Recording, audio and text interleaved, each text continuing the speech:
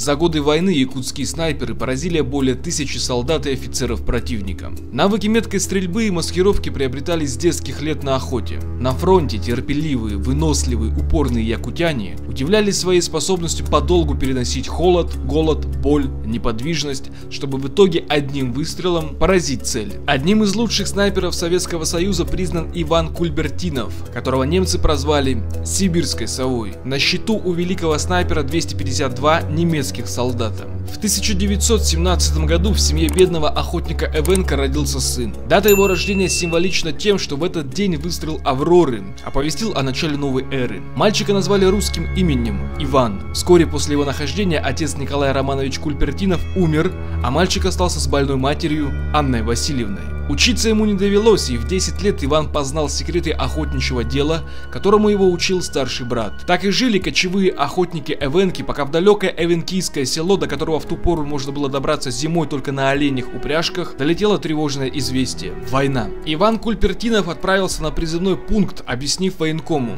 «Зверя в глаз бью, хочу бить немцев». Его желание сбылось, и 12 июня 1942 года Ивана призвали в Красную армию. Военную подготовку проходил на Урале. Первое боевое крещение получил в начале 1943 года на Северо-Западном фронте. Познакомившись с личным делом Кульбертинова и оценив то, что он из Сибири, за ловкость и смекалку его назначили в отделение разведчиков. В феврале 1943 года Кульбертинова определили в снайперы. Свой боевой счет в роли снайпера Иван Кульбертинов открыл 27 февраля 1943 года. В бою под Старой Руссой он сразил метким выстрелом первого вражеского солдата. Всего доли секунды требуется снайперу для того, чтобы произвести меткий выстрел, но для этого ему приходится часами, а иногда и сутками просиживать в каком-нибудь укрытии, порой не имея возможности попить и поесть. Переносить все это ему помогало и то, что с детства он привык бродить по тайге, выслеживать зверя. Отрывок из воспоминаний самого Кульбертинова.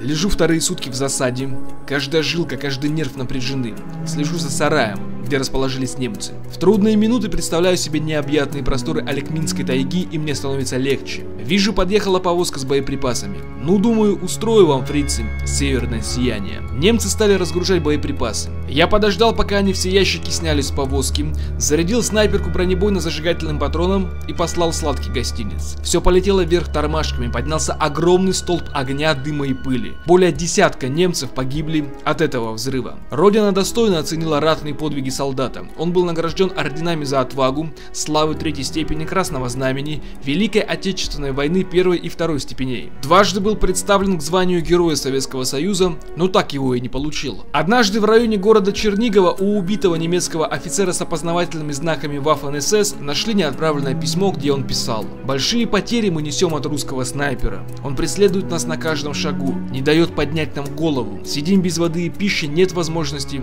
выйти из блиндажа». Этим снайпером был Иван Кульбертинов. Осенью в районе города Мукачево в одном из кварталов города была обнаружена доска с надписью «Осторожно, Кульберт», а в одном из прикарпатских сел было вывешено немецкое предупреждение: «Осторожно, сибирская сова». Надпись непосредственно адресовалась офицерскому составу вермахта, чтобы были бдительнее на ватерлинии. Все эти хлопоты фрицам создал Иван Кульбертинов.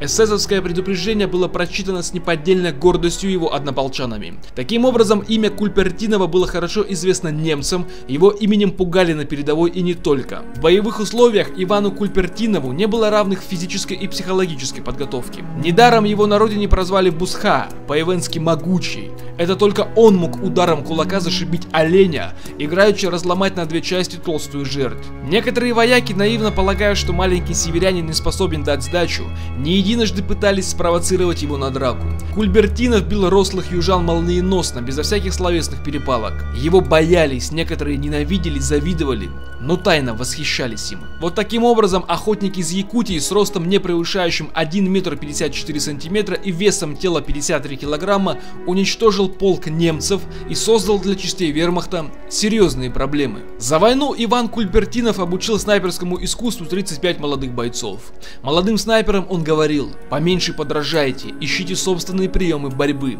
находите новые позиции и новые способы маскировки. Не бойтесь ходить в тыл врага, помните, Не надо рубить топором там, где можно применить иголку. Дальнейшая судьба Ивана Николаевича не была увенчана лаврами. Одолевали завистники, появились недоброжелатели, ему долго не давали привилегий, заслуженных на фронте. Причиной тому был его непримиримый и гордый характер. Иван Николаевич никогда не любил ходить по инстанциям, доказывать что-то, просить и так далее. Король снайперов, награжденный советской армией именным пистолетом ТТ и автомашиной «Чайка», не встретил особого почитания на родине, да и не стремился к лаврам.